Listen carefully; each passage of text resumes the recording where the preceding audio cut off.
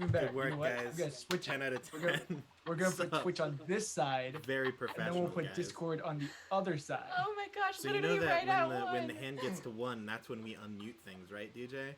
Oh no, I know. I was doing it on purpose. Hello, everybody. We are the Paper Dungeon. This is Table Scraps. We talk about Dungeons and Dragons, specifically the main game that we play on Monday. So if you're gonna watch that, be prepared because we will spoil things that happen in the last episode and in the future episodes, depending on, gosh dang, what it's Table Talks. That's the thing. That's what we do. Yeah. Speaking of spoilers, Lydia, in Discord, how did you manage to cover up your picture with the spoiler thing? When you upload it, you can like click on the image and then scroll down and then mark as a spoiler, and then it'll mark it as a spoiler. Man, Discord is so well put together. I see why people like it. We are incredibly good at staying on task, on topic. Look, Table Scraps is meant to be a regimented, very systemized production that we always follow the rules on. Facts. And we don't get distracted. So Never. DJ, you really let me down. That's a complete lie. Table Scraps is incredibly random, very, very casual. Before I get to all of the contractually obligated things that I need to say, as answer to a question that has already been asked by the chat. Hello, and welcome to the chat for the first time, by the way, Spaff. How long have we been playing? Between all of us, differing amounts. I've been playing for like 8-ish, 10 years? You've been playing you've been playing since the game came out. Well, not the whole game. I've been playing since around like starting year of D&D 5th edition. I'm not that old. Which was 2014. So which would have 8 been years. 8 years ago. Yeah. So I've been playing for 8 years. DJ I've been playing with for a long time. He picked it up a little while after me. Yeah, I've been playing like 5 years or so. 5 years. And then Lydia is you're more recent than the rest of us with like whole 3. So we've got a pretty varied group here. Now, if you're asking how long have we been doing our stream? Oh, yeah. We've been doing that for almost 2 years and a half. Almost a year and a half. Yeah. Yeah, almost a year and a half. We have like 60. This upcoming Monday will be 60 episodes of the main campaign, which is streamed almost every week. And that's not including the like opening one-shots. Interesting thing that we did with the campaign is we had individual one-shots for each character before we actually started the stream. So like each character had their own episode kind of to start to get to know them and things like that. So I think that's pretty neat. And if you want to watch it, if you want to watch the show or listen to it or whatever, we have ways to do that. Now back to the scheduled programming. We have things like YouTube, where you can watch every episode that we've released up until now. We have our side content, all those things like that. YouTube Shorts, it's really fun. If you want to join in, but you don't want to go through 60 episodes, we recommend starting at episodes 50. Episode 50, we ended up giving a lot of backstory to the characters. You meet most of the things. Most of the things that are important to the characters. And by things, I all mean those NPCs, you know, and plot lines and stuff like that. So if you don't want to go all the way through episode 60, or you want to catch up as you go, or you just want to hop right in, we would love to see you around. We also have things like Spotify and Podbean that you can listen to us. If you're looking for more of our short form content, check out our socials. We have TikTok, Instagram, Twitter. Grant has been abusing his Twitter privileges aggressively. Is it abuse or is it I hate him so much. Grant's another member of our cast. He's a great guy. Most importantly to me, we have a Discord. And Discord is the only way that you will know when Table Scraps happens. In general, now I see why you hate Twitter. Big plug. Reply with a picture of the energy your D&D group gets off. I'll start. Aaron just disappointed.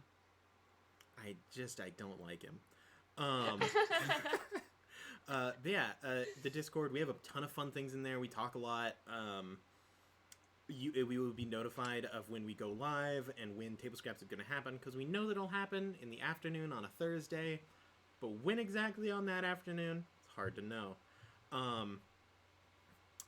Let's see. Oh, we have a website. That's a thing.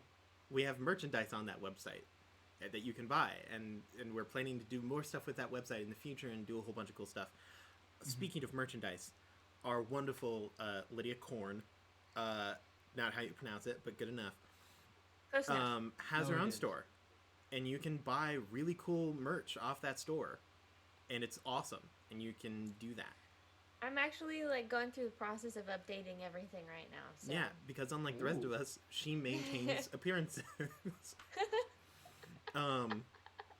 If you would like to support us directly, the number one thing you can do is share with your friends. But if you're looking for more of a tangible thing than that, we also have a donate function. We have a Ko-Fi, a Patreon. Bits are enabled if you're interested in that kind of stuff. Yeah, I think that's everything. All the premiere plugs at the start that I go through that takes up. I literally just do it to take up like 5 minutes of time. But yeah, last episode, I had a lot of fun. I thought last episode was pretty good. A little bit context for the story. Our group is going through a desert called the Scarlet Wastes, which is my character's hometown, home domain, home environment. Yeah, his favored terrain. It sucks. The place is horrible, and it's terrifying. Awesome. I've done a lot of work to like homebrew some of the stuff in it. It's really interesting for me because I, as a DM, have never DM'd a like written module or anything like that, and so Aaron basically making everything for the Scarlet Wastes, and then me DMing that is the closest I've ever felt to like running a module, and it's been very fun. I have very much enjoyed it. That I felt a little bit of pressure because I don't want to disappoint Aaron because I know he put his heart and soul into the Scarlet Wastes, but it has been very, very fun getting to take all these terrible, horrible things. So far, my favorite has been the Blood Golem. The Blood Maybe Golem the Crystal was Toad. The Crystal Toad was also really good too. Yeah. Oh man, we fought a lot of things and almost died multiple times, which makes me feel both good and bad, right? Because like half of me is like, it's working, it's alive, and then the other half of me is like, I'm in this campaign, I am a player. You're very much Dr. Frankenstein. You're like, yo, I did it. Crap, it wants to kill me. I did it. So that's been a blast. But we recently reached the only 2 landmarks in the Wastes that are like visible from all points in time, which are the twin pillars of Dern. Specifically, we reached one of those pillars because they're apart from each other. Which is, I was like, hey DJ, I have this plan. And I wanted my character Tarak to have kind of like hid there multiple times throughout the course of the 12 years that he's been alive. So I just wanted it to be like wholesomely sad is what I was aiming for, and I think that got across well. Yeah. It did. And I got to bring Lydia's character, Renaya, up there to give her an orcish name, which is a long, convoluted reason as to why that's a thing. But basically, my character has been naming the other characters titles that make them into half-orcs. They are given that kind of existence. And they all needed one, and Renaya was the only one who hadn't gotten hers yet. What? I'm sorry. You got a problem? No, there was no problem. I forgot. So I bought a backdrop for some other secret stuff that we might be doing. But I forgot what size it was. So I was just kind of looking at it while you were talking, and I figured out what size it was. So I figured that out, and then I just kind of set it down, and I just kind of had it like that. And then Lydia started laughing at me, and I noticed that she started laughing at me, which made me laugh, and that made her laugh. Shameful. Yeah. I can't believe you guys are destroying my systematic, perfectly regulated show. So sorry. It will never happen again. This is why I'm not even going to finish the statement. Please, Padre, don't shoot me. Padre's the bouncer that Aaron hired to keep me in line. You can't see him, he's off screen. Yeah. Very, very well done. Thank you, Padre. Best money I've ever spent. But yeah, so I got to bring Renai up there, and it was real sad, but like real cute. There was like almost tears. I did legitimately almost cry at one point. I was trying so hard. You almost did it. No, I mean, I was trying to cry, like myself. I know. And I was close. And you almost did it. And then you almost crying made me almost cry. Because I know that's the trick.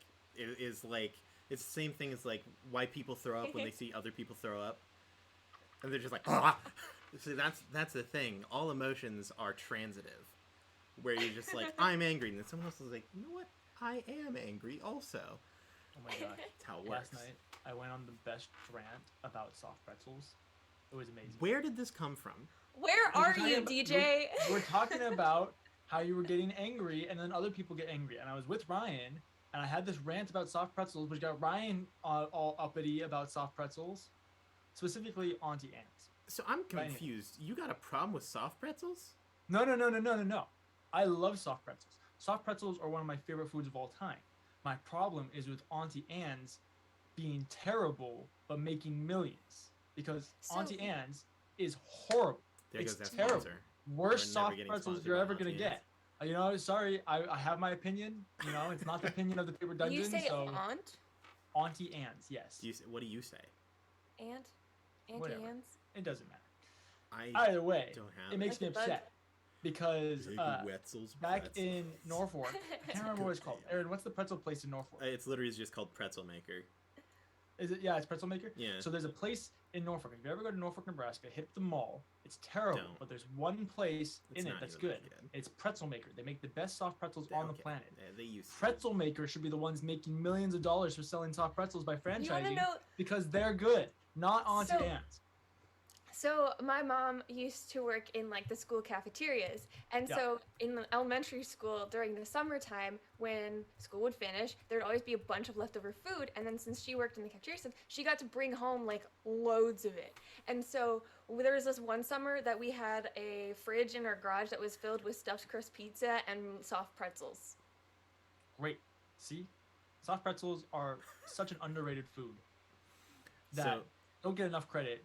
And, you know, how can you blame people for not liking soft pretzels when the most easily accessible soft pretzel that they usually have is an Auntie Anne's pretzel? It just makes me sad. Well, that was nice.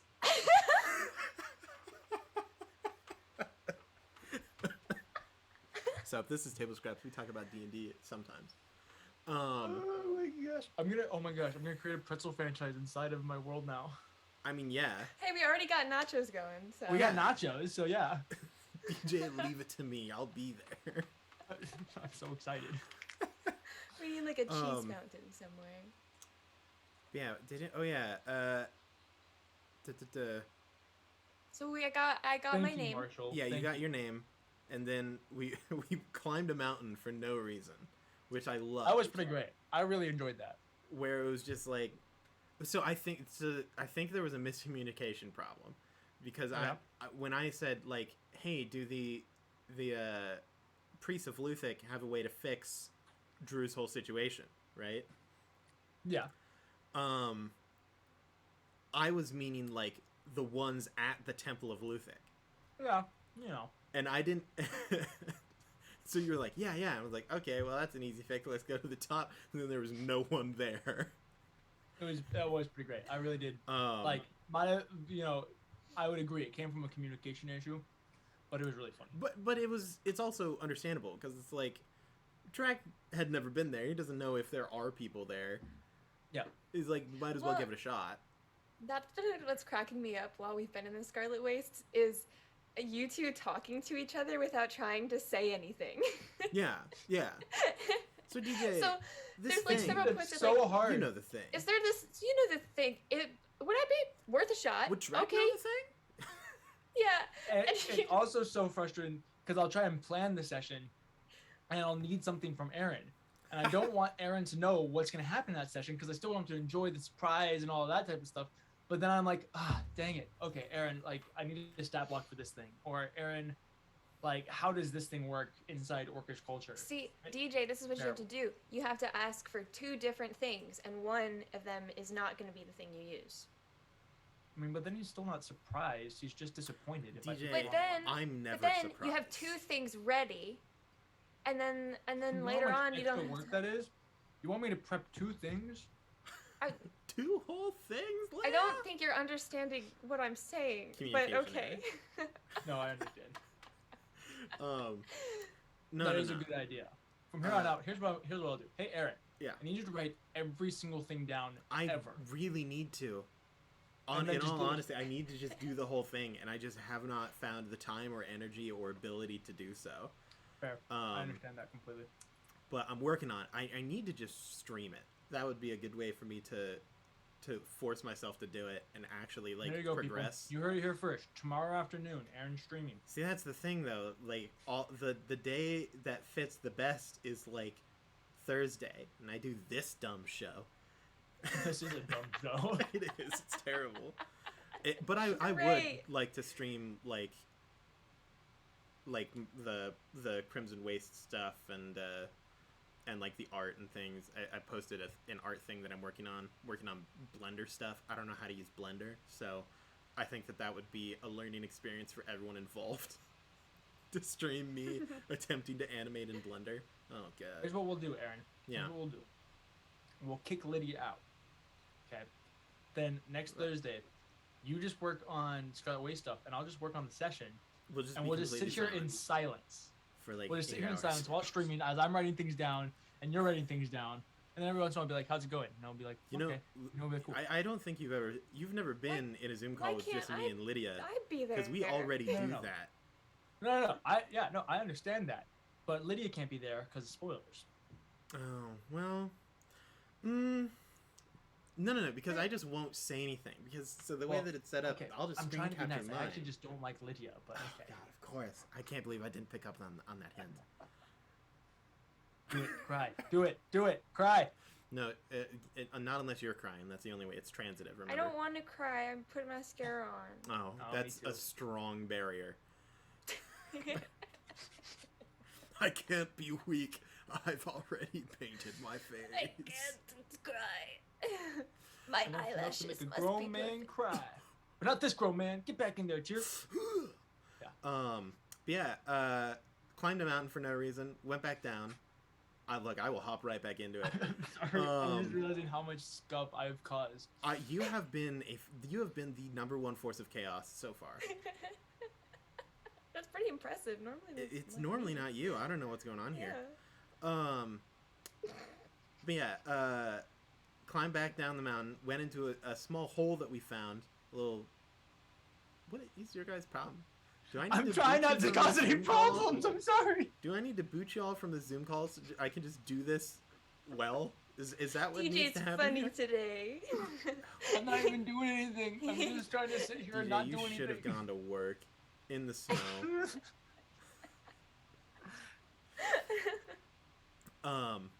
Went through a hole. Climbed down a ladder. Found a big dragon. Thankfully not an evil dragon. I cannot deal with you two today. What is your problem? Just sit there like normal human beings. I'm trying. Oh my god. I can do it. We are professional actors. I need you to just block off his screen. Okay, Get yourself a sticky note. So you can't see him.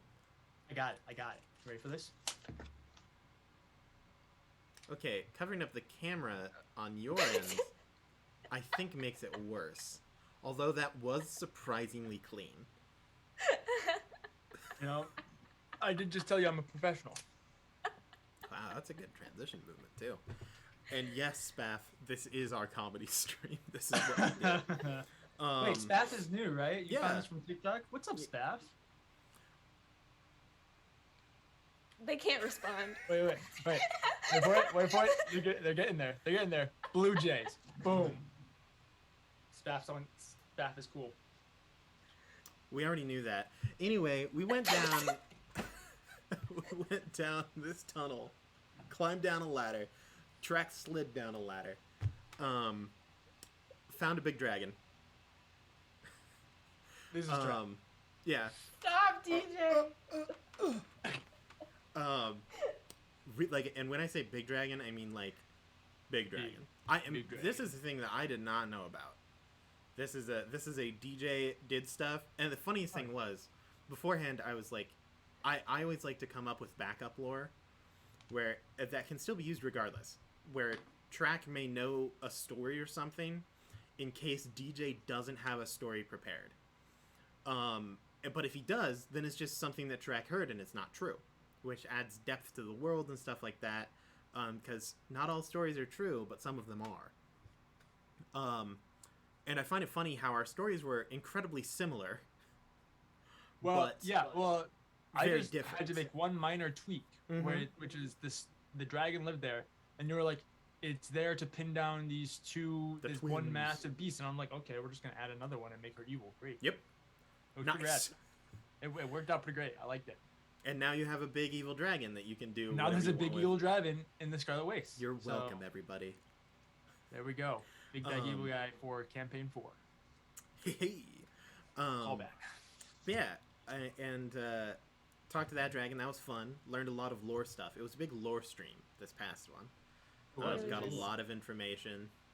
Cather learned some things that threw him for a loop. I think Renaya learned some stuff that was like interesting at the very minimum. Edward had his entire belief system challenged, so that was fun. And I think that we'll get to see. Did. That was an accident, but it's true. He did. Grant was talking to me later, we drove around one day, and he was like, "Yeah, so Edward believes in the gods, but he doesn't really believe in them being not like being worth worshiping, but like worshiping them." And I'm like, okay, so what you're talking about is iconoclasm. Or being an iconoclast, which is to believe in a god but not believe that they are worth worshipping. He was like, yeah. And Edward's like, how do we know that, the whole trial thing really happened? I'm like, well, I think that there's actually quite a bit of evidence for that. And he's like, but, how do we know how the, mother goddess started the world? I'm like, well, I think there's actually a bit of evidence for that, too. That's so funny. Well, it's also kind of interesting. I'm having a realization. Scary. In how young this world actually is. Yeah. I didn't really realize it until probably about 4 or 5 weeks ago, and I was giving you guys some lore. I think it was how old are the Scarlet Wastes? And I was like, yeah, they're 700 years old. And I was like, that's really not a lot of time. What happened before then? And then I was like, right before that was the trial. Huh. Yeah, so it's been crazy because you guys aren't even a millennia into the age of rebirth. Rebirth. Thank you. Oh, I got it. It's in the intro, I think. Yeah. And so I'm realizing that, and it's very interesting having to play into that. Oh yeah, it's definitely from a DM standpoint, it's very interesting to think of because most of the time when you enter into a fantasy world, you kind of gravitate towards the yes, this has been standing for millennia upon millennia. There's no living creature even among the ancient gods who know of its existence. Literally, there's elves that were still alive. Oh yeah. Before most of these things happened, and literally just people that are no, I've been around. Yeah, well, I mean, even Zelros has been around for almost 5 millennia. Since just about the start of time. So it's 5,000 years in the grand scheme of things. Really not that big. Not a long time, even for a creation myth. So yeah, kind of crazy. So that's been fun, and then Track found another artifact, just sitting in a corner. And I'm so excited to lose my character because of it. Oh my gosh, I am so excited for the reincarnation of Grumps to show up. It's going to be great. So, is it okay to talk about what the spear does? Yeah, go for it. Why not? Okay, because Liddy, you don't know this, right? I know a little bit. So the spear does a number of super cool things. One, makes you immune to every status effect known under God. Which is really good for Track, no stun, no petrify, he can't even be charmed, that's neat. it allows you to cast Scry. All artifacts, well, some artifacts gain the like benefit of casting a spell, and then you roll a d8, and then on a 6 or above you can use it again. On 1 through 5 you have to wait a day, so you can cast Scry with it, and it also basically gives him the authority of a Tanar or Tanaruk. So to a tribe, that's a very important thing. The thing is, whenever you use an action to use one of the spear's abilities, there's a 50% chance that an evil spirit attempts to possess you.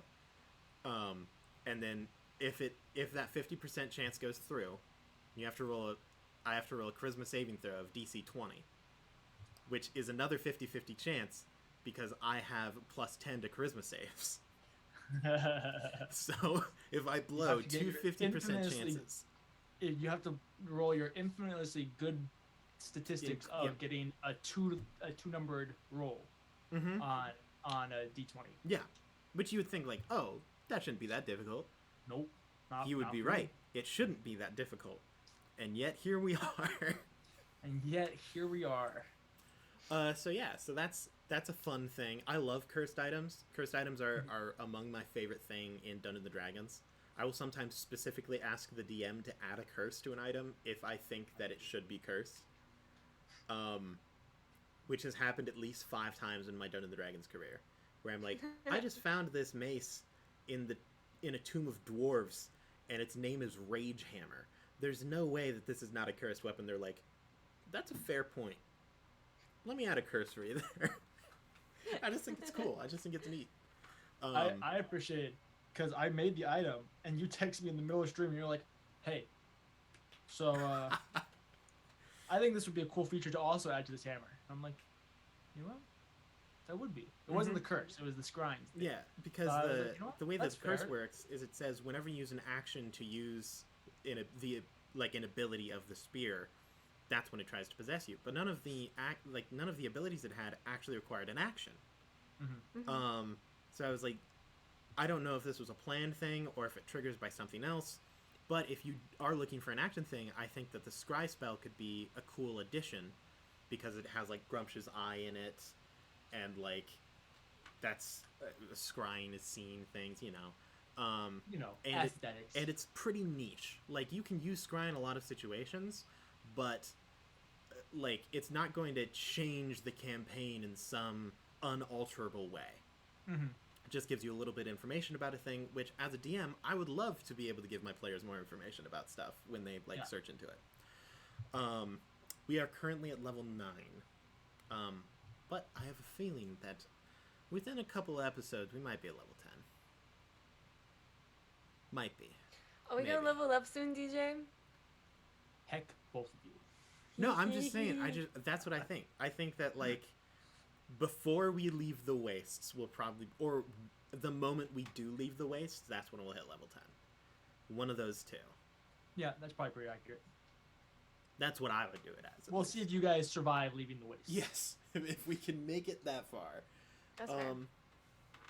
Because getting the orcs to agree to do this is really only half the battle. Because then we have to somehow make it back through the desert. At least with a big enough group, we might be able to use the paths. Yeah, with depending on how well you guys do stuff. Yeah. You guys will probably be able to use one of the 3 roads and not get destroyed by one of the other 2 clans. But there are a couple other things. There are some problems. There's some events that may or may not be planned. Another haboob. Yeah, gotta love the haboobs. I love the haboobs. It's so. For those of you who don't know, the haboob is just a real big desert storm. It's like a real big one. So the classic like wall of sand that's like barreling towards them in a sandstorm. That's a haboob. Yeah. You learn. Welcome to the Paper Dungeon, the educational stream. We are an educational stream. That's what we are. That's what we do. But yeah. So now finally, after 30 minutes, I can get to the same questions that I ask every single time. Your guys' thoughts about this past episode. What did you like? What did you not like? And then what do you think about going forward? Like, what do you expect in the next couple episodes? even in the future of the things. This is mainly a question for Lydia, because DJ has definite unrevealable plans for the future. But like, thoughts about the last episode? What did you like? What did you not like? What would you change? What would you maintain the same? Everything about it. I really enjoyed it. I had a lot of fun. Everything was so fun. And I've loved every single thing we've encountered in the wastes. And I've loved every single way we've encountered them. Because all of them have been different. And it's like we've had a bunch of combat ones, but each one has been unique. But then I really enjoyed this episode specifically. Why are you laughing? Not you. It's something Staff said. I can't see right now. I don't have my glasses Anyway. on. Keep going. What I really enjoyed about this episode was, since our last episode was very combat focused, this one wasn't combat focused. No. And we got to have a lot of role play and lore and things like that, which I always really enjoy. I loved Renaya getting her name. I loved the setup of all of that. Almost cried. And then I loved Zelros. Zelros was fun. Zelros was great. I loved Zelros. He's just a chill old dragon. He likes people, but he doesn't like people that much, where it's like, it's why he lives in the wastes, because like if he wants to interact with someone, he can, but for the most part, he's just chilling by himself, sleeping, he just enjoys long naps. Also, I have to say thank you, Lydia, for using the "I'm Lydia, I'm cute, can I have advantage" card. Because that was a game changer. Literally the moment you said that, and DJ was like, "Fine, you can all have advantage on the next check you make." I said it on stream. I'm like, DJ, you're gonna regret that. No, it was great. Everything about that was great. Because, well, here's the thing. Because I had plans and I needed to make them work somehow, so somewhat organically, and so it worked out great when you were like, hey, can I have advantage? And then I gave advantage to everybody, because that meant that I had an excuse for Aaron to get the spear. And Grant got to get the book about lore and do all these different things, and it just kind of led into all these things happening. You're welcome. So basically, Lydia is the greatest ever. Once again, confirmed. You're welcome. I enjoyed that, like twice in the conversation with Zelros. I kind of threw you for a like, oh shoot loop with the So my bro here, Cather's got this book written in this language, and you were like, "Oh no!" Well, what does it say? The reason that one freaked me out was because I thought it was like a whole book written in the language, not just the title. And I was like, "You guys weren't supposed to be able to like meet anybody that can read this or do anything like this for like another 2 arcs after this arc. So like, this is not. I was not prepared for this." And then I was like, "Oh, it's just the title. Okay." And that's fine. I just know what it is, and I just need to translate it. So that was great. And then the orb was a good time. Yeah, the orb. The orb. I forgot we had that. I forgot about that, and let me just say that's probably the best use you're ever gonna get out of that. I was sitting there. I pondered it when I heard that I would get advantage on the next check. My brain went, I have this orb. What other thing in the world could I possibly use this on that is more game changing than a dragon that was there at the start of time? The beautiful thing about it was how respectful Tarak was about it. He's like, "Hey man, so just so you know, I have this thing. This orb. Like, I don't really know how it works, because it's definitely not just a like I call upon thee and I force you to bind into this contract with me." Because the whole thing about them was that Terracolamos was just such an influential person on like the divine scale that he just kind of struck deals with people, and this was his way of like making them keep their word, basically. So it was definitely like a negotiation type thing where you're like, hey, like this is what I'm looking for, and then you got like a 28 on your freaking persuasion check, and I'm like, that's hard to beat. That's almost impossible. Is good at persuasion. That's almost the impossible DC, and like Zelros is a nice guy. Like he doesn't really want to get involved. He avoids conflict for the most part, but like at the same time, he also like guards George Dular and also helps like both orcs and dwarves. And it's like he doesn't intervene unless it's like real big. Yeah, but how would you know if something real big is happening if you don't call upon him? Exactly.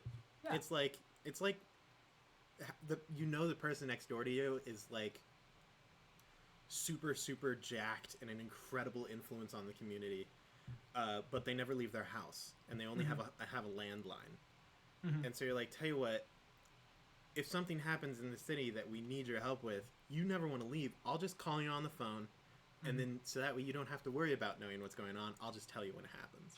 Yeah, well, see, now I have other things that I have to prepare myself for, because now I have to make adjustments to like probably BBEG type stuff, because you guys could call upon a Great Worm, which is a CR 28 creature.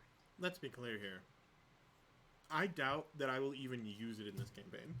Oh no, that very well could be the case. At which point, how cool would it be if in campaign 3, because it's official, Aaron's DMing campaign 3. We're making it happen. It's official. Neat. It's official. Boom.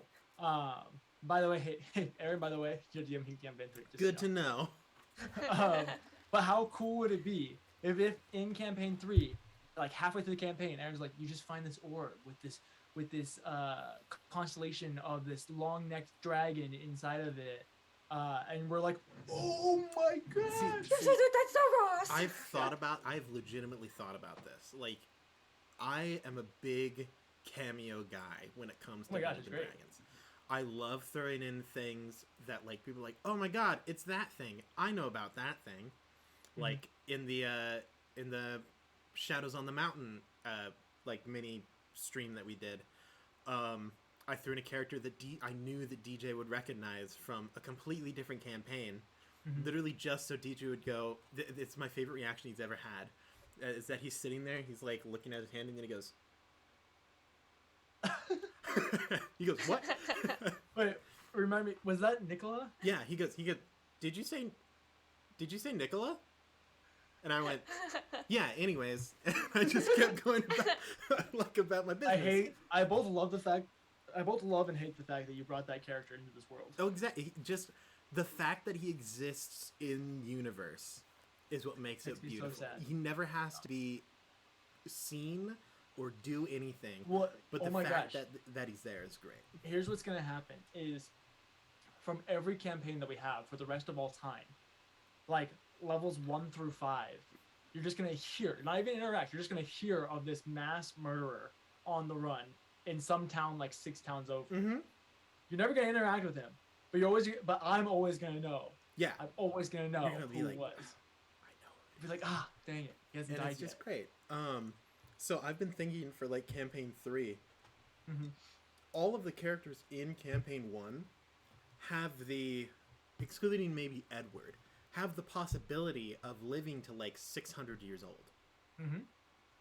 That means that I could put campaign 3 like 400 years in the future, and then have like super rad scenes where like you're traveling across these like dusty windblown plains in a very like classic western thing, and you see like approaching you in the distance, like out of the like fog and dust that rolls across the landscape, this like cloaked up, hood up character with a like long sword on his back, and then it's like Cather, and he rolls up and like puts down the head and he says, I heard you've been running around these parts. It's just like, oh. I mean, I've been looking for some friends along the way who might be able to help me with a situation. And everyone's like, oh my god, it's Cather. I still want to meet Destiny's Gamble. Oh my god. Were you there when we talked about Destiny's DJ Gamble? wasn't there for Destiny's Gamble. What about gambling? That was Drew. I like to imagine that in this world, we go, like Fate's Gambit, our group, we go to some town, and we roll up, and the townspeople are like, oh my god, you're that famous adventuring group. Oh, what was their name? Destiny's Gamble. And we're like, no. But it turns out that there's a rival adventuring group with people that are almost exactly who we are, but Laval like comes different. back. It's Laval. There's Edmund, who is just Edward, but actually good at anything, and and he's like a chess champion. Yeah. Like he's grandmaster. And they're just called Destiny's Gamble, and that's the whole so funny. meme. Well, it's really interesting because I think I've mentioned it once or twice, but this world was originally made to have 2 campaigns running at the same time in it, with 2 different groups that met up in like the very end of the campaigns, both of them. And I still think that's the coolest idea I've ever come up with. Not that I came up with, not like I'm the original creator, but like it was an organic thing that popped out of my head. Anyway, I don't want to take credit for where credit's not due, but like I'm kind of a genius. But yeah, so I'm just like, it would be so fun if it ever got to the point, which I know it won't, and I don't really expect it to. I don't really even know if I wanted to. But how fun would it be if we ended up having, like, we just knew enough people where we could have 2 separate campaigns going on at the same time, and then 2 years later when the campaign's ending, we could just be like, psych, same world, sup, and then we're gone. And then it's awesome. And then we delete it off the fate of existence, and no one ever sees it again. And that will be we erase it all. That will be the content finale of the Paper Dungeon. Last thing we ever do, we retire after that. Yep. And so the thing is, DJ, there already is 2 adventuring groups taking place at the same time in this world because of table scraps. It's fair. So there, I love the idea that like we're just going along and then we meet a character from table scraps is like my dream. Oh yeah, I mean it's gonna happen. It's inevitable. I don't know if it'll be campaign 1, campaign 2. Who knows? Little do you know that the Chestnut King is the BBEG of this campaign. It. Oh, I wrote the BBEG of my King, life. And you were like, up until now, I didn't know how the story was going to end. Now I know. Now I do. And Chestnut it ends King. with a massive, oh, no. Yeah. I love the Chestnut King. I would love to play the Chestnut King, like, as a character. I would literally kill myself. I think it would be great. No. As I like, couldn't handle it. he has a noble background, Me fighter archetype. Like, just it doesn't even, he can be like level 1, and everyone else is like level 30. No. He's like, hello, my name is Chestnut King. Ah. Oh! He hate him. It's exactly what I want. It's a beautiful thing. I don't like it. I think it's legitimately the worst character that Aaron has ever created. It's horrible. The perfect character. No. It's the best NPC I've ever made. No. It's like beautiful. I like Nicola more than I like the Chestnut King, and that's saying something. I hate Nicola. I think that you're just playing. I think that you dislike the Chestnut King in the same way that Grant dislikes Arby's. And it's entirely just because that's the thing that people expect is for you to, is because everyone knows. Like, oh, we hate the Chestnut King, but we all know that you deep inside, deep in your heart. That's probably fair. The Chestnut King is there. There might be a little situational hatred. The Chestnut King is deep inside you. His voice makes me want to punch my screen. I don't need that in my life. Oh, I was gonna say something, but now I can't remember. Good. Yeah. Thoughts for the future. Thoughts going forward. Lydia, like, what do you expect in the next couple episodes? When do you got plans to do anything? I have no plans. I have no idea what's gonna happen. Thanks for adding content to this show. Hey!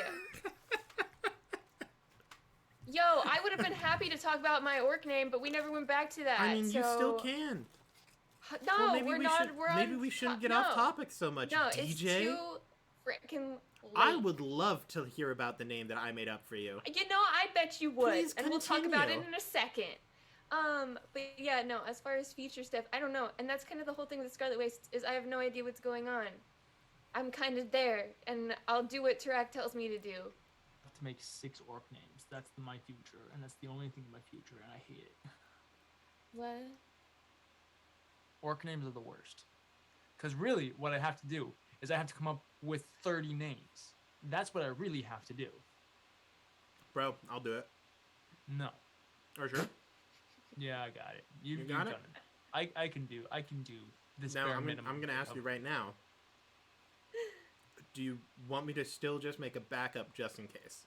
Sure. Okay, because I was going to do that regardless of what the answer to that question. That's a good idea. Just in case, like, you get swamped and then suddenly it's next Monday and you're like, oh god, I need 30 names on it. He's got you. So about your orcish name. So my orc name. Right. I'll be right back. Okay, dude. It was so cool. It was so... Thank you. It's the best one. Like, they're all cool, but mine, I'm like, that's a good one. And like the way you delivered it was so...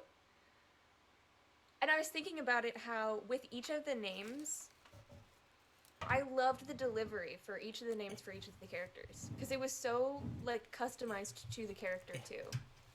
Are you okay? No, I was trying to grab my notebook that I, for some reason, set on the opposite end of the table. It's really hard to grab something when it's laying flat, and you only have your fingertips, so you're just like, Because I wanted to, just in case, I wanted to get the, I have it written down, the thing that it said. I wrote it down too. Aha! Well, in that case, I just wasted my time trying to grab that notebook. But yeah. Like, I loved the delivery for all the names, because like Edward's was very Edward. It was a lesson. It was this is a thing. Let me show you how it works. This is how it works. There you go. And like that's been Tarak and Edward's dynamic as of late with the whole training thing and stuff. So that was epic. Then there's Cather's. Cather's was go and see this for yourself and like emotions, but like a deep emotion that you don't like express outwardly, but you but it's very like stoicism to it. Stoic and and then Renaya's was wholesome and sad, which is Renaya. Yeah. It's like wholesome and sad. The strongest it's so of vibes. Good. Well, Aaron has always been very good at figuring out the vibe of a thing. Like, like he just figures out like there are two adjectives that perfectly describe a person, and then he makes something up that perfectly plays into that. It's terrible. I have a lot of fun. So I've thought a lot about the names, and there's a lot of different reasons for the reasons that I chose them. And I told Grant, because I think you were there for this, when Grant was asking about his, well, I had asked him, like, what do you think about your name? Like, how do you take it? Blah, blah, blah, blah, blah. He's like, well, this is what I think that you were intending with it. I'm like, no. I don't want what you think, why you think I chose it. I want why Edward thinks it's his name. Not because, not to figure out, Trek thinks this about me. Because that's not how Trek views the name at all. And there are reasons why I chose specific names for specific people, but a lot of it is just aesthetic. Like I chose the dragon flower for Edward because, as you said, it was a lot more functional. Like it was a thing that you could see, witness, and react to. And it could be explained in a lesson-like form. But also, just aesthetically, it explodes in purple fire. Purple has a lot of Edward correlation to it. How he decides to take it from there is entirely up to him. Cather's was difficult. Because I thought that I had Cather's like 7 times, but it was really hard to find a name for Cather because I really didn't know anything about Cather. Like, Cather is a weird thing to pin down because he doesn't talk about himself at all. Which is why I thought that Renai was going to be the most difficult, because at the start of the campaign it was like, who are you? What is your deal? What is Lydia's deal? What's Lydia's deal? And but then after talking with you about like kind of how you viewed some of the potentials of how Renaya would end up like after the campaign, and kind of the direction that you were hoping to take her with and stuff like that. And this was the case for all the names. I got lucky with Edwards, that Edwards kind of stuck with like, because I figured his out like episode 14 or something like that. But his not a complicated. Yeah, he didn't change a whole lot in that time. Like the kind of direction that I saw him going has kind of remained the same. Cather's has changed a whole lot, as I said. And for Cather's, I wanted something that was evident to who he is now, but has the potential in the future to mean something very different. And I mentioned him and you in the last table scraps that like there is a thing about the word that Track does not know, but I do. And we may never see the alternate explanation to it. But I just think it's neat. And then for Renaya's, I was like, I wanted something that hit a very, like the point of it was that it was in the middle. That it was neither one thing nor the other. Because that's a lot of the theme of Renaya is, like, she's not evil. I also wouldn't say she's good. Like, there's a big, like, balancing act that is Renaya. With Malice versus Grost and all the, like, is it right? Is it wrong? Is it good? Is it evil? Like, all those questions. And that's how I ended up on the Red Dawn, because it was something that Track has mentioned before. And I think my favorite part or line in the thing was, it is the space between closed hands, the light of a guttering candle, and a blade balanced on edge.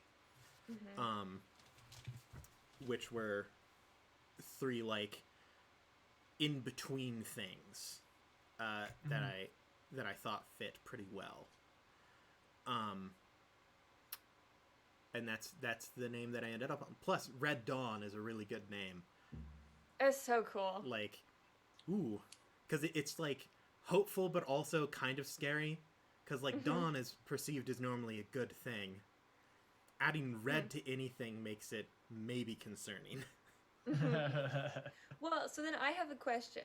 Yes. Because Tarak has said before we were going into the Wastes, he was like, I don't really want to give these to you yet, but I don't really have a choice.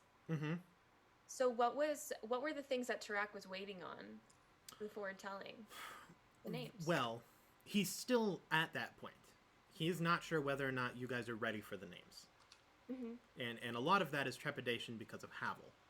Because he kind of views it as, I gave this name to Havel because I thought that it would change him, and my thought about that was incorrect. And not only did he not change, but in Track's opinion, he kind of died because of it.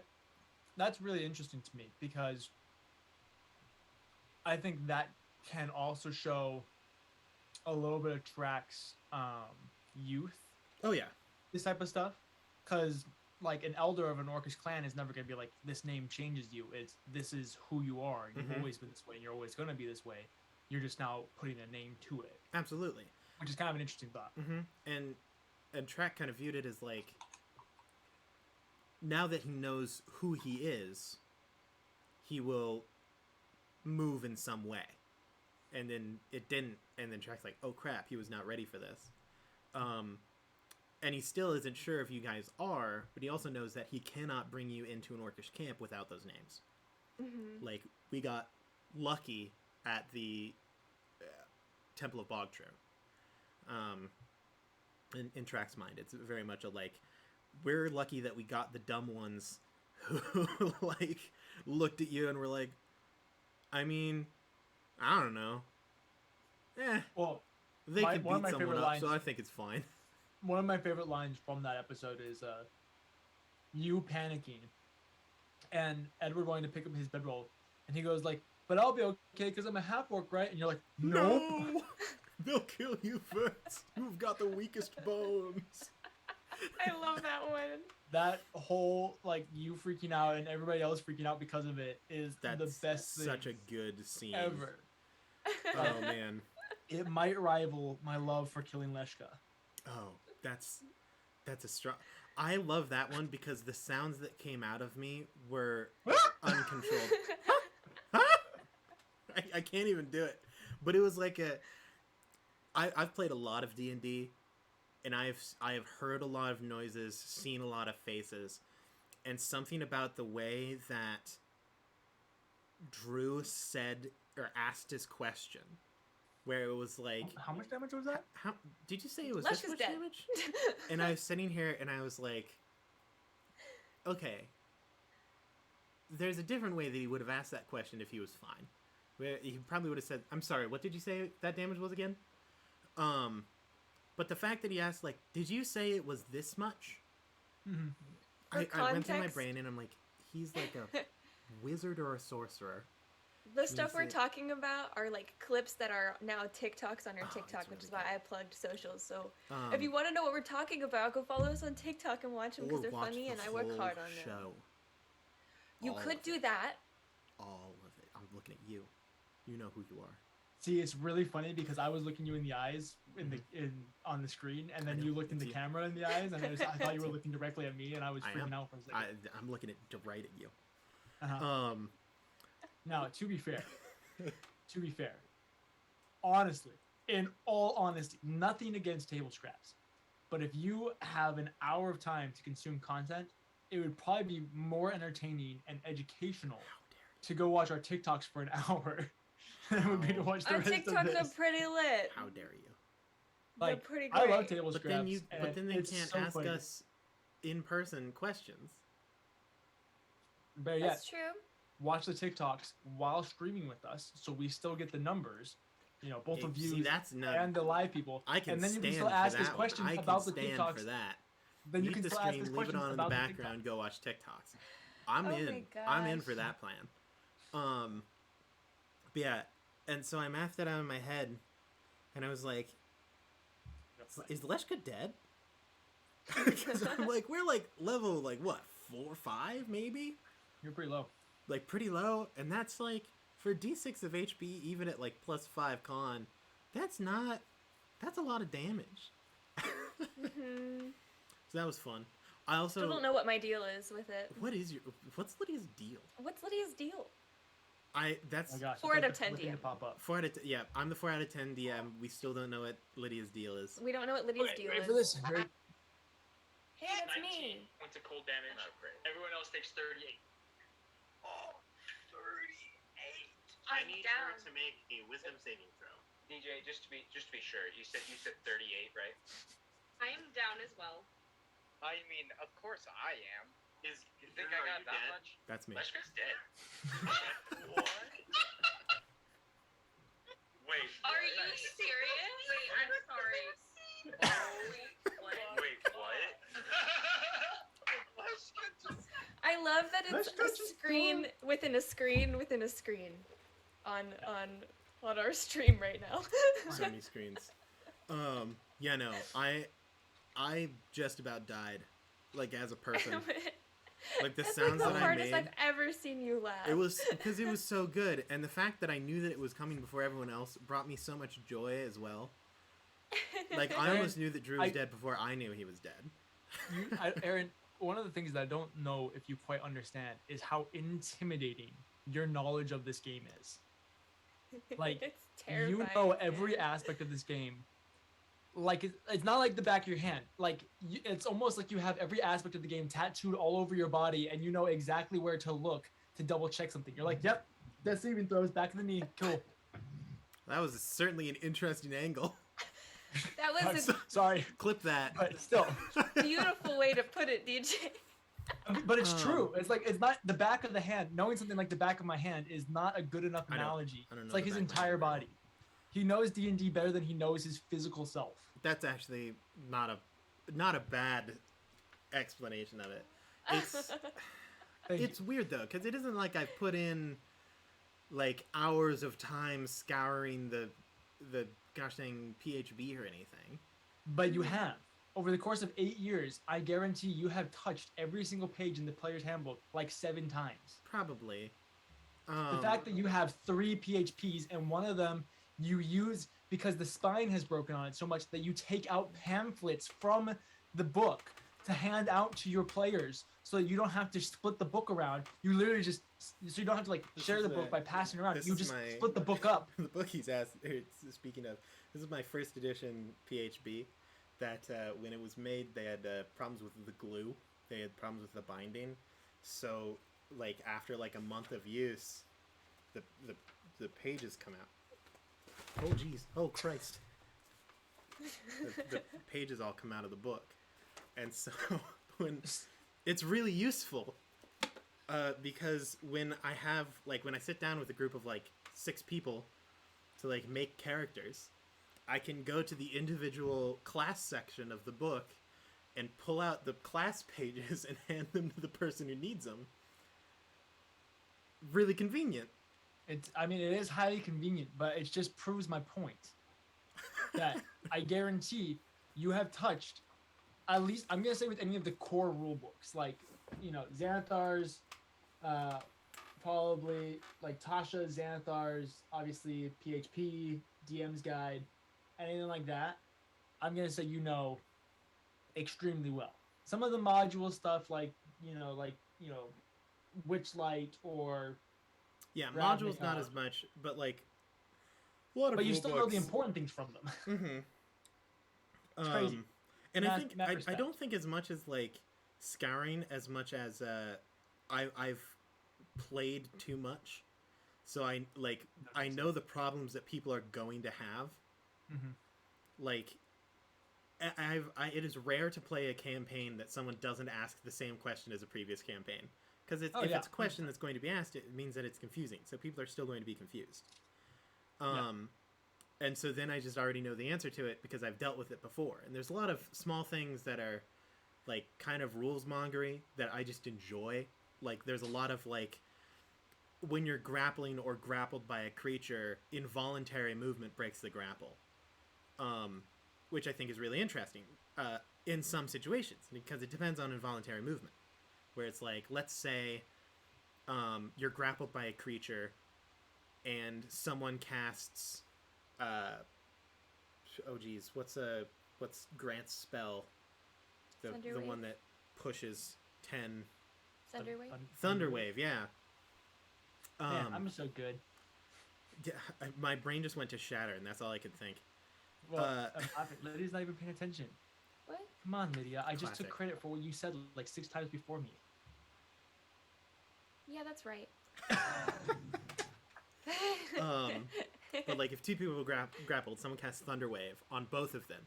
Even if they're both pushed the same distance, like they both fail, just because they're pushed, the grapple breaks and stuff like that.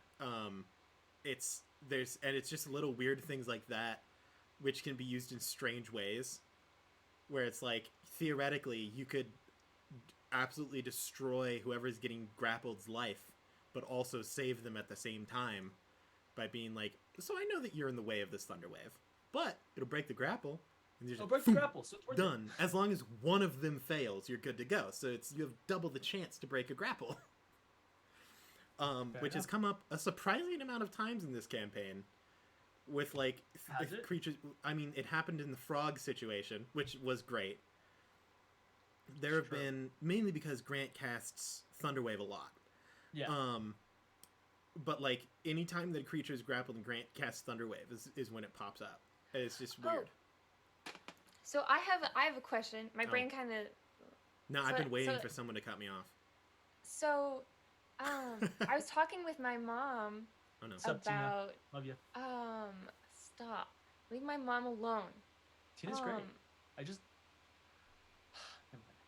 I won't get in with. You can. My grandma's probably watching. You can say hi to my grandma. Sup, Grandma Corn? Not corn. Anyway, so I was talking with my mom about the session, and she was talking about how differently, like, she watches it versus how my dad watches it. Where my dad's played D&D since high school and things like that. He doesn't really do like the 5th edition, but but he still watches occasionally, and he watches it like it's like a sports game. where it's about strategy and it's about the rules and this and that. Whereas my mom watches it a lot for the story elements and the characters. Like it's a soap opera, which is what it is. Yeah, it is. But unless I'm the one in charge. So I'm curious as to how like you guys look at it and your approach with that. Well, it's interesting. I definitely don't watch it like sports, mainly because I don't watch sports, and how I enjoy playing the game is less action-packed than sports typically are. So that's definitely not how I go about it. But I also don't think of, I don't know, maybe I do think of it as soap opera-esque. I don't know. It's content. That's what it is. I grew up in the era of content all around me every single way. So I don't know. It's content. It's something to watch. Well, because when she was describing it, and by the comments I've heard from my dad saying it, my dad and Drew have very similar ways with it as far as like the rules like and the strategy and the combat.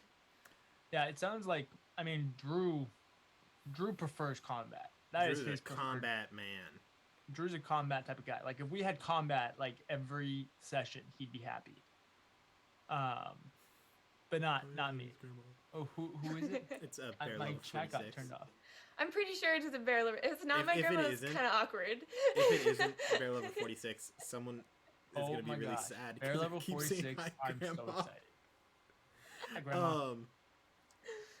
But yeah, I view, well, at least when I'm watching Dungeons and Dragons, like if I'm watching, I watched a lot of Dimension 20 stuff. Brennan Lee Mulligan is an incredible DM that I will hype up 24/7. But my favorite parts of it, I think, are combat parts, but are not specifically like strategic combat elements.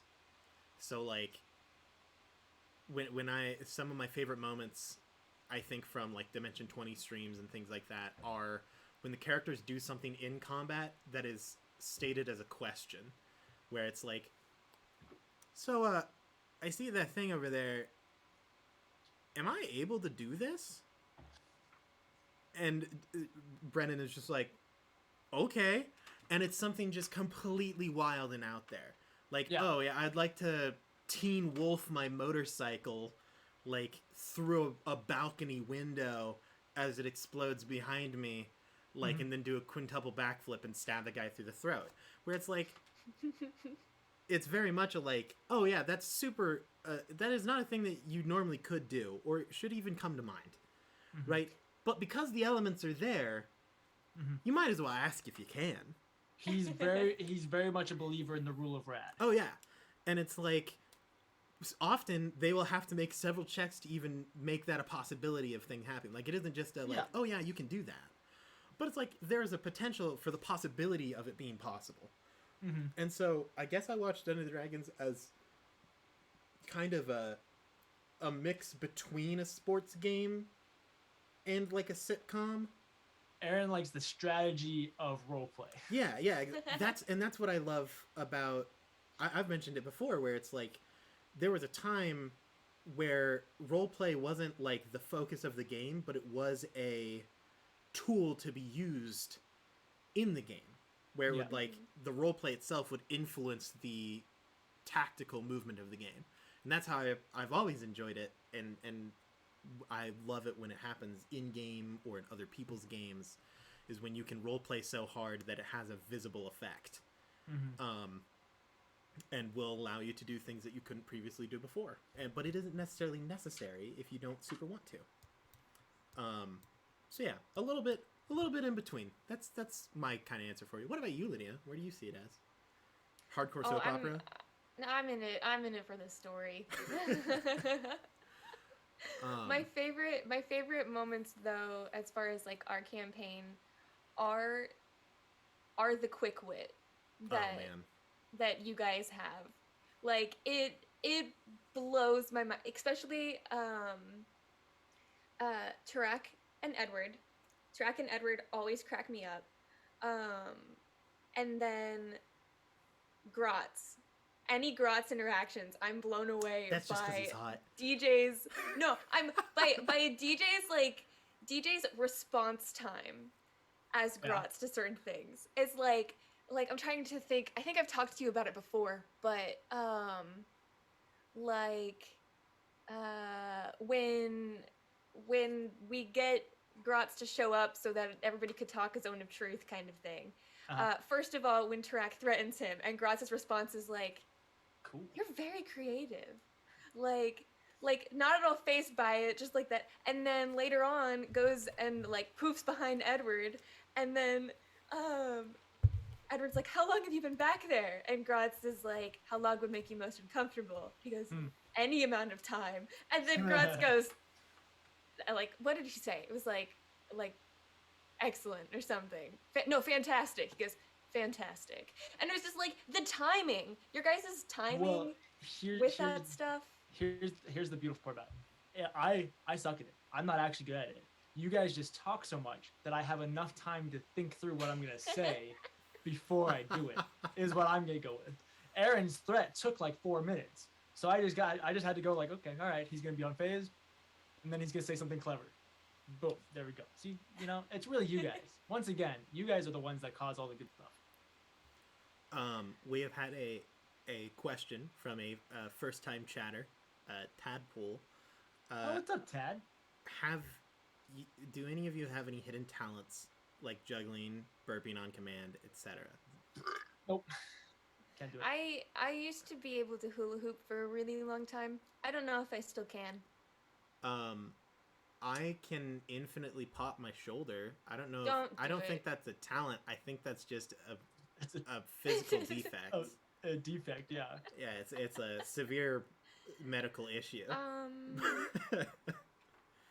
I'm not a very talented person. I'm not. Well, that was my line. I have no hidden talents. The only things I do is play D&D and climb mountains. Oh, you can draw maps.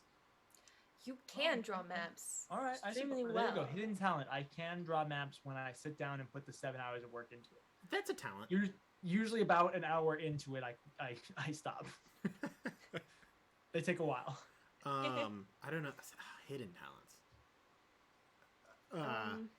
I can struggle through an upright bass. I can torture my players really well. Oh, we can all do that. Yeah, I can torture my DM really well. Yeah. So little did you know, I like to think of the whole group. We are all have incredible talents, but if you're looking for like cool, fun things we can do, we don't do a whole lot. We really don't. We don't. It's like, oh wow, there's a lot of cool information that we can give about certain subjects. Like Lydia is an incredible artist. Like all of the overlay stuff. Really good. You can check out our Discord. Nice plug, Aaron. She posts things in the like art section all the time, and they're awesome. You posted 2, and gosh dang Grotz with reader glasses was beautiful. So was the gosh dang I love his chair. The Red Dawn one. It's really, really good. Thank you. DJ and the sketches were awesome. Yeah, the sketches are really good. The sketches really good. Like DJ can do maps and maps and something else probably. No. Nope. But like Grant and Drew are music people. Like Grant is terrifyingly good at it. And Drew does sound and editing and things like that. I dabble in art and can work my main talent is my ability to struggle through a program that I don't know how to use. Blender. But like I would say that we're all like we all have like really, really impressive talents, but nothing that could be like shown well. Like you couldn't go into a talent show and be like, I'm now going to draw a map for the next 7 hours. By the end of this talent show, we will have a single mountain range done. We are good at things in long amounts of time. Yes, and extreme amounts of effort. I can throw cards really kind of well, I guess. We're really good at putting ourselves through terrible situations and getting out the other end with something to show for it. Yeah. Perseverance is our greatest one way talent. To put it. Right. TBD is a stream of perseverance. Yeah. So you can take that home to and be like, man, these guys are terrible. wow, we all suck. These are boring. And I'm amazed by your guys's like performance skills as well. Like a lot of that is just trauma. Well.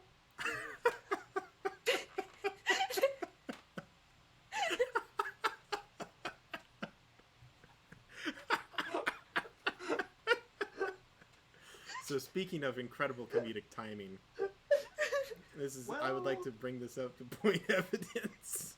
Oh my gosh. I'd like to bring this to the stand. Oh my gosh. But like, I'm gonna stop there. No, I loved you hyping us up. Please continue.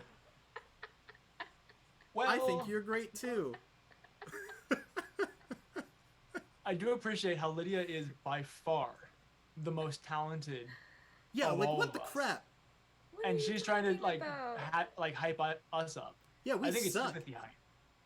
I think it's sympathy. Yeah, this is like pity I'm hype. way cooler than these guys, and I know it. Yeah, so I have to like doodle tell them on that they're occasion. Cool. You know when like the like super popular kids hang around with like the like us. poor kid, or the like one with Down syndrome, and it's not because they're like bad people, but it is severely from pity, where it's like we're super entitled, so we should, out of kindness, we should hang around with these people. I'm like That's upset. Lydia. No. Be upset. Well, here's the thing, Lydia, is the truth is often very upsetting. Yeah. Okay, well, here's the truth. You guys are far better performers than I am. Like, dude. Okay, so first of all, hush, person who can actually produce tears. Freaking DMing. Hey, my lack of emotional control is not to be displayed right now. And then also from trauma. So first of all, just being a DM is extremely impressive. I was a DM for a little bit, and I wasn't too great at it. And that's why I'm a player now. Best one-shot we've ever had was the Valentine's Day. Move on. That's false. But then, I don't know, Grant's was pretty good too. No, it wasn't. Never bring up that horror show again. Please continue. I have yet to watch it. I just make fun of it. But yeah, but both of your guys' wit with the things, your guys' like both of you have this great ability at balance when it comes to the show and navigating. DJ, you've gotten extremely good as far as timing and like keeping things moving and keeping the story going and things like that for like the show element of it. Aaron, you're my go-to when I need like roleplay advice or like critique or things that I need to improve on. Like I'm like I know who will know how I can do this better. Aaron. What's up, everybody who's just showing up? This is the stream where Lydia hypes us up. Please continue. Hi, Grant. Also, hi, Grant. But yeah, you're right, and then you're right, Grant. Your one shot was very scuffed.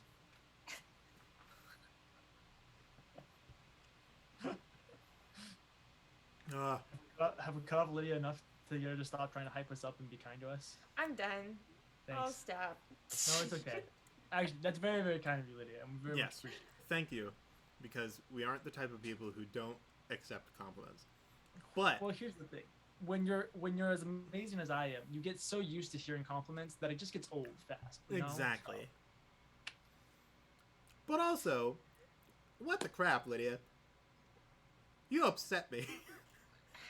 Your skill. What did I do? Your skill is, I love it. It's incredibly irritating. Not actually, but it is. I look at it. This is how it goes. I see, a Discord notification. I pop it open. Click. I'm like, art. Click on it. I'm like, crap. And then I type. It really is just like so good. It's really pretty, and I love it, and I do. And then I look at it and go, I'm not gonna do that. Well, it really is like you. Here's the thing, Lydia. Here's what happens. And please don't stop doing this because we absolutely love it. I love it.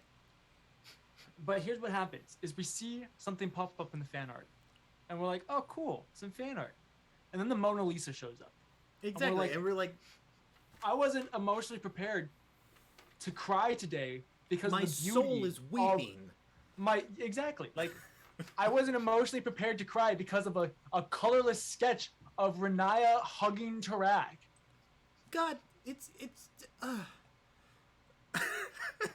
and then I look over and I see gosh dang Boggle, and you can love it as much as you want. But if you were to look at it from an artistic perspective, it sucks. Like, you're gonna put like, oh yeah, Grotz with reader glasses next to Boggle. Okay, can we talk about Grotz with reader glasses for a second though? Straight up hottest thing since the summer. Like my seriously. Guy. like a silver fox at the age of 27. Not even to like take away from Grotz being awesome, but like just the chair. How perfect is the chair?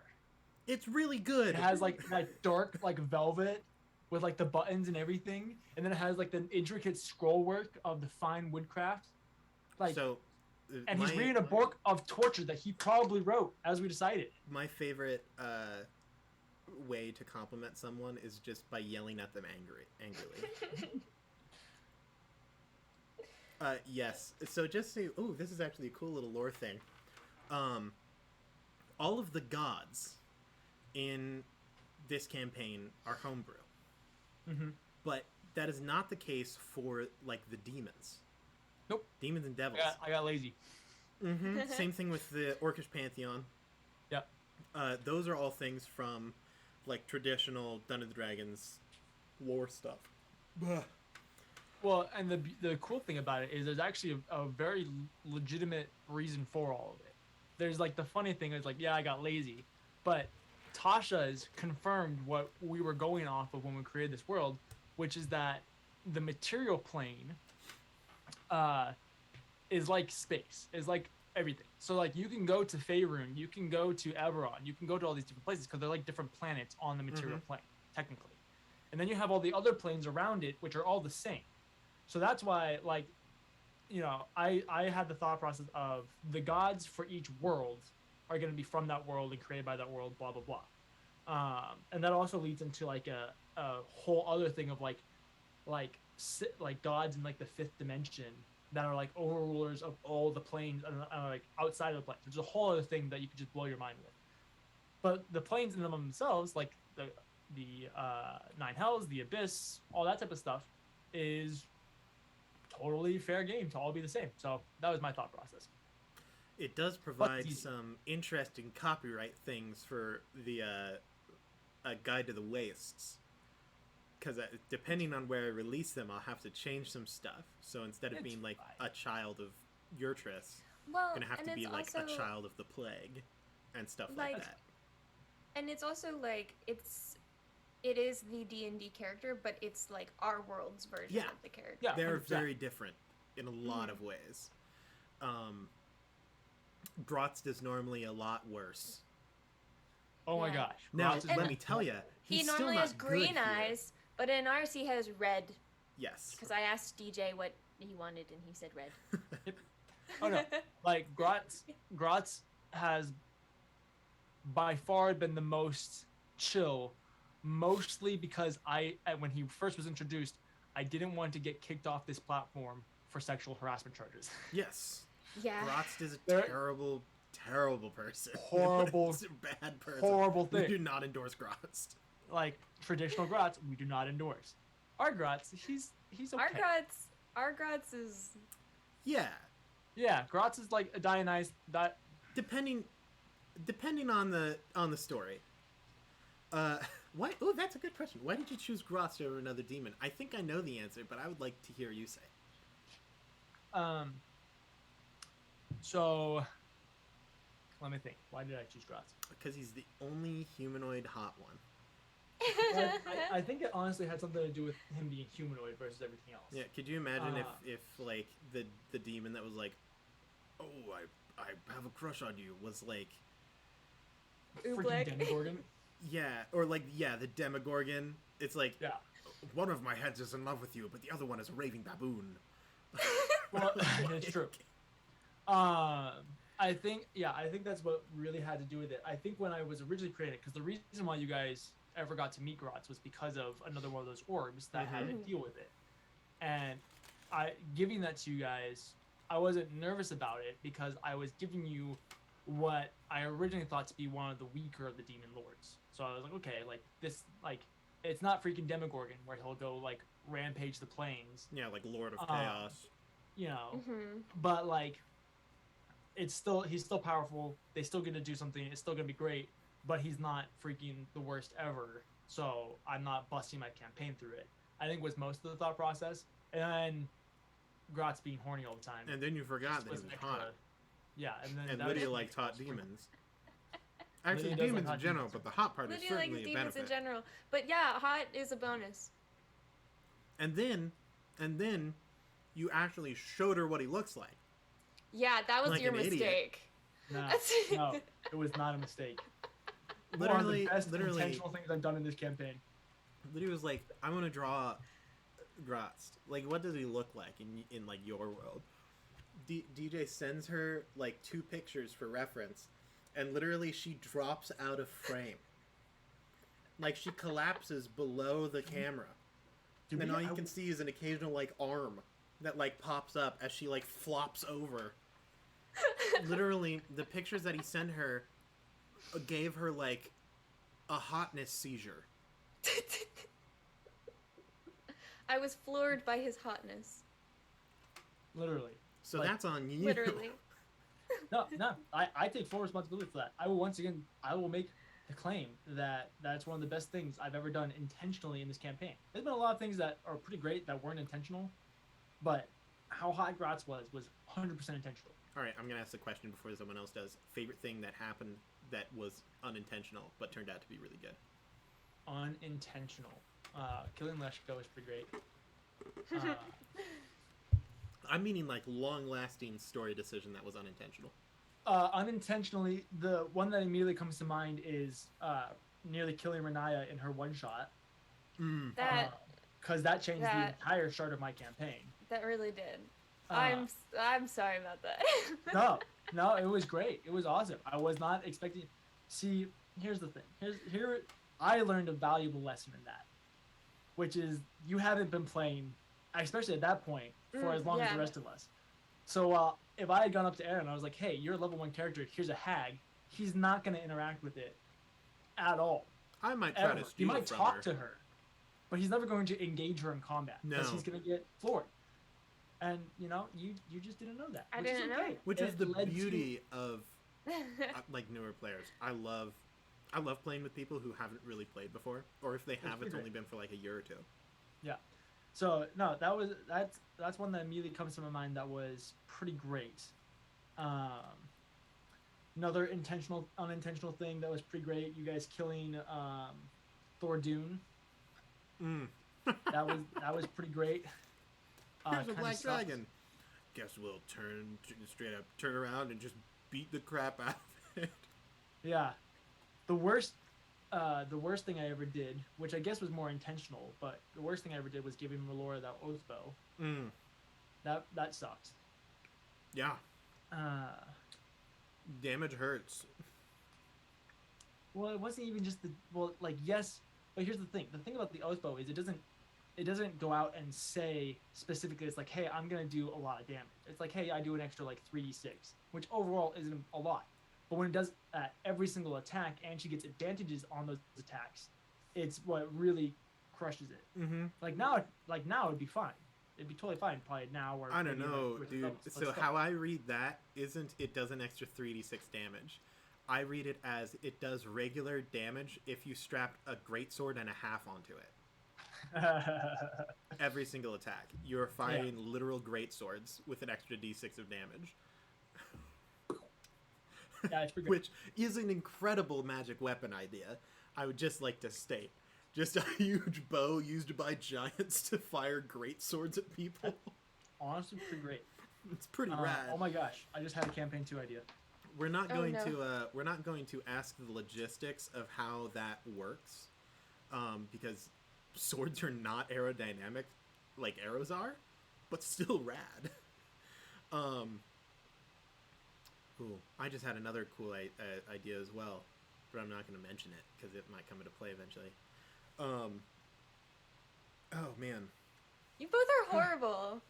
What the heck? well, I was just thinking, so you never My brain see, doesn't work like your guys' brains. well, you never see giants with bow and arrows. I know. I was just thinking about that. Oh my god, are we thinking the same thing? Well, no, but that. But like, I hope we're not. I really don't want you to blow up campaign 2 like you blew up campaign 1. That would like suck. if you have a giant, it's always like, oh, big club or big hammer or big sword. Why aren't there any giants with like a bow and arrow or a crossbow? And if there are, Giants are dumb. what do they do with, like, what do they shoot? They shoot literal pine trees. That's so cool. This is how most of designing for Dungeons and Dragons goes for me. I'll just be sitting there and I'll go on a string of random thought, and then I'll end up, and the question normally goes, why doesn't this exist? And then my brain just goes from there. So like, why don't you ever see archers that are giants? And then my brain goes, oh, that's neat. How big would a bow be that a giant uses? Like, how big is the giant? Could you imagine, like, you go up north to this old growth forest that has trees that are, like, hundreds of feet tall. Mm-hmm. And like you find, redwood like, stuff. Yeah, like big redwoods, you know, the ones that have, like, 50-foot diameter trunks. And they, like, you find a little, like, giant village that has, like, one of those, like, old-timey, like, hand-spun lathes where they, like, wrap a string around it and then they, like, move the string up and down, and they're using that to carve pine trees into arrows. How freaking rad would that be? Super cool. And now, You know, yeah? this is off topic a little bit, but it's something I noticed, and I think it's really cool, is since I've got the 2 DMs here, like, the way that you guys DM, like, I love. And I love that it's different, too, because for DJ, the way he goes and describes things is very much conversational. When he's describing a setting, it's very much like when you're telling somebody a story of, like, something that happened, that's how DJ explains it. Mm-hmm. Whereas Aaron has a very, like, written, like, this is a fantasy book, kind of, with the very fancy words and It is honestly something I'm very jealous of. Well, so but, like, it's neither cool. one. Both of them have their, like, very good uses and places for them, and I think a lot of the reason is, like, when I started to DM, I only DM'd, like, module books. I DM'd campaign books. That's, like, what I did. But for DJ, he started, like, raw with the homebrew stuff. Sure. So, like, how do you explain something? Maybe you that's explain what how you would talk about it. Maybe I should just go through and I should spend an hour every day just reading campaign modules. Honestly, reading any fantasy-based thing, I would recommend. Because, like, a lot of the way that I explain things and DM and stuff is based off of fantasy books, campaign books, and stuff that I've read, and I just like the words, too. And I'm a big fan of... like, I think that writing and storytelling is just an incredible art form. And so, like, the books and stuff that I read that I like the most are things that represent that and almost flow like music, and you can see and envision, like, colors and distance and space. Yeah. Also, Maz, you just pointed out, like, having the, like, arrow tips be, like, dragon scales and, like, mammoth bones, and that is the coolest thing I've ever heard. It's awesome. So you should definitely do that because that's really cool. Yes, it is. Also, so this is a kind of off topic thing, but also kind of on topic. Question. Anyway. Look, my brain's still going. I've like saddled that one in the back. It's Tarrasque ligaments is the strings, or something it's like just, that. But, like, okay, how big are giants? They're big. But that's the thing, though. Are they actually? Well, here's the thing. So if you look at, like, a gargantuan-sized creature in the, like, on the, like, thing on the freaking freaking in the guide. Yeah. A giant, which is on here, would be, let's see, 5, 10, 15, 20 feet tall around, which is huge. And then like a purple worm is about 30 feet tall. So I want to find the Also, the here's a great example, okay? So if you look at a DM screen, here is the size of a normal human, which is the vast majority of the party, okay? That would be about the size of Cather, 5, 6 feet tall. This is an ogre, which is about 10 feet tall. So the orc that Cather fought was that big. Yeah. Just a little visual reference for you. Where's the thing that I'm looking for? It's pretty great. It's so difficult. I freaking love how big orcs are. Spath, this is how most of Table Talks ends up going. Yeah. Welcome to Table Talks. I have a book. I have this book, and it's filled with times that normally it's Drew. Aaron and Drew will go on these really long rants about how the game works and stats and stuff, and I have notes that I write to chat with while they talk, since I can't talk because they're talking about smart stuff. So I'm like, hi chat, and then help me. Okay. So here's the thing, right? Please, get me out of this debate. That's when they debate the rules. I'm scared. I'm normally very scared. And then I like grats. And then this is notes from Maz on things I need to work on for designs. So here's the thing, right? You look at the scale chart. 20 feet tall, you think that's really tall. That's the size of a 2-story house if they have 10-foot ceilings. In the grand scheme of things, that really isn't actually that big. But because, like, when I think of giants, like, if I think of, like, Greek giants, I think of things that are, like, the size of mountains. Like, that's what I think of when I think of giants. I think of things at, like, cloud level reaches, like, chest level, maybe. Which is a lot bigger than, like, giants in Dungeons & Dragons. Which turned into this big problem when it comes to, like, we encountered the 100-handed one. Where did I get this pen? No. We encountered a 100-handed one in the demiplane, right? Like the skeleton 100-handed one. It was a really big thing, had 100 hands. In the Theros book, and like when you look at it, its hand is probably about 20 feet tall. So like you have these like visions of like these creatures that you see in the book, and then you like, it's like, yeah, it's size category huge, and you're like, oh, how big is that? It's the second biggest one, really not that big, and the jump between huge and gargantuan is massive, and it's wild. Like it's so weird to me and so difficult as a DM to explain size. Because, like, right. I think of things a lot bigger than they probably actually are. Yeah, and then you've got the whole, like, the game mechanic of it as well to factor in. Yeah. So, like, apparently, a huge a huge creature takes up a 3x3 square. A gargantuan creature takes up a 4x4 square. But the size, like, if you were to lay out a purple worm, takes up more than 20 feet, probably. Well, so, my thought process with that is anytime that you're going to have a purple worm that you have to do combat, it's going to be like the head of it's pouring like out of the ground. So I would say like the diameter of the purple worm takes up a 4x4 square of where it's coming out of the ground. That's how I do that. So then if you say that, then the size of the purple worm's face is the total height of your standard giant. Yeah. No, they're huge. How is there no size category in between huge and gargantuan? Well, because anything bigger than huge is gargantuan. It doesn't matter how. Which seems like so wrong to me.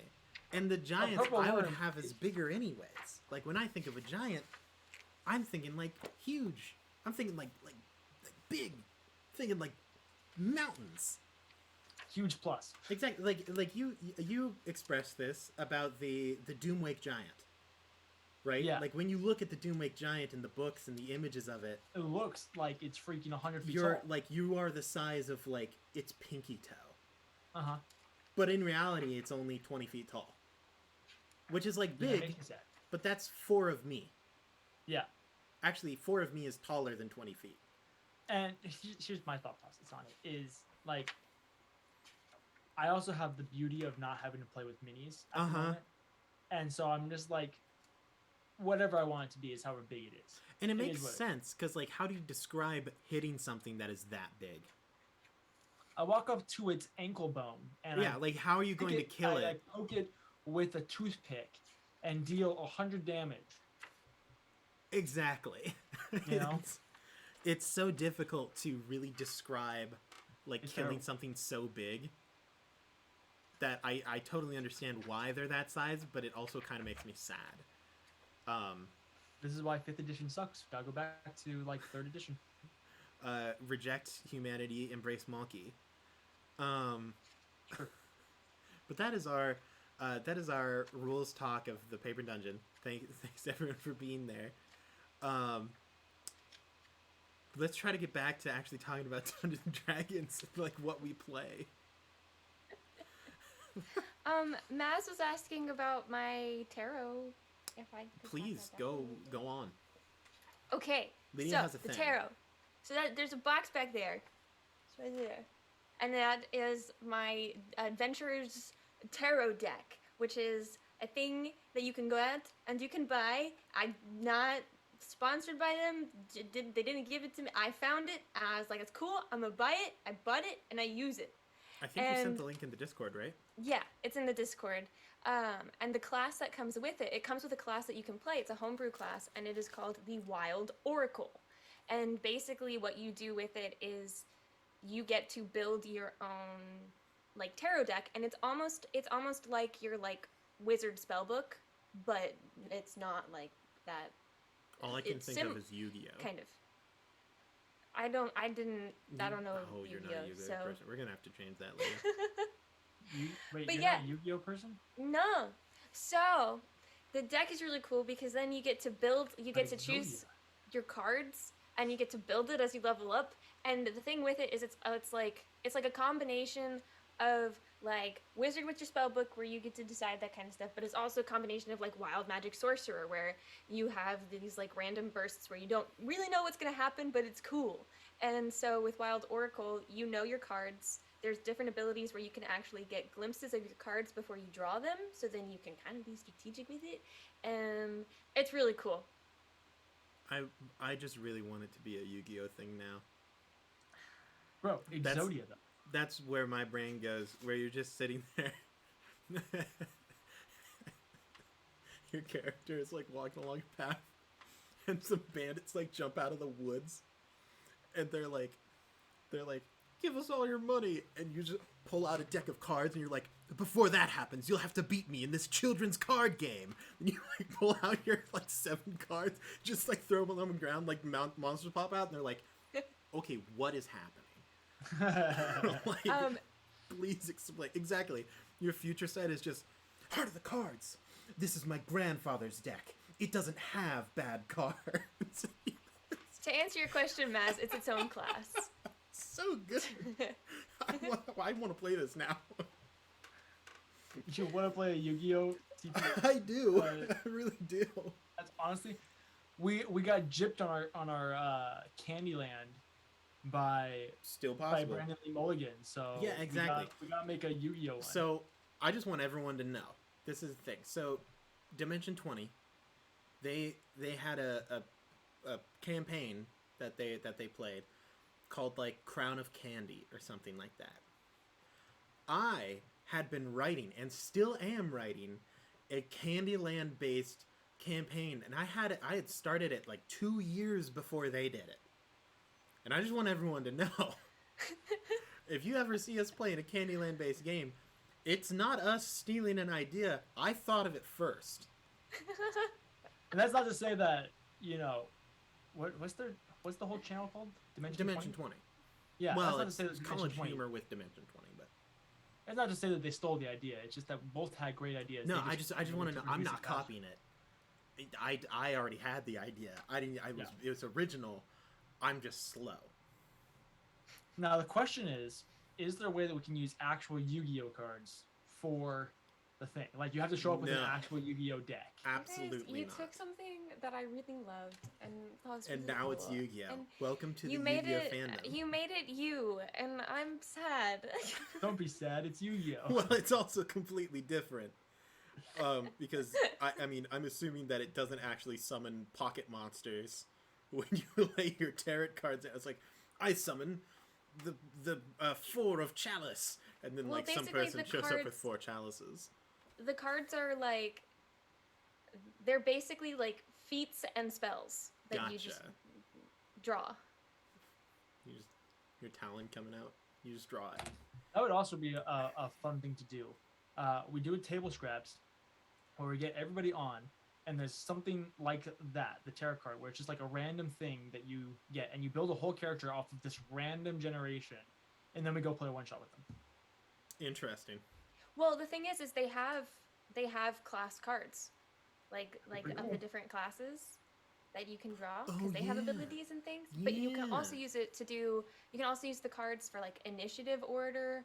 You can use the cards to like help you determine different elements of like settings around you or stuff like that. It's pretty cool. There's a lot of cool stuff. I mean, I'm super interested to see it. We will eventually see it. I love card games. Any card game I love, and I know that this isn't a card game. It's tarot deck, but that's why my brain immediately goes like I've played Magic the Gathering for years now. Actually, longer than I've played Dungeons and Dragons. So that's just anytime someone's like, there are cards, I'm like, what? Excuse me? Something about cards? The worst part is my luck is terrible. So everything that I love hates me. It's true. That's fair. Yeah. So, look forward to the future where Lydia plays this wild sage or whatever. I can't remember. Wild oracle. Wild oracle. I'm like, it's a wild something. Sages and oracles, they're close. Because I hope to play Dungeons and Dragons on table scraps again. Someday. Maybe someday. Well, here's the issue, is that it's very random when we are able to get everybody together, and usually we don't find out until like 5 minutes before table scraps.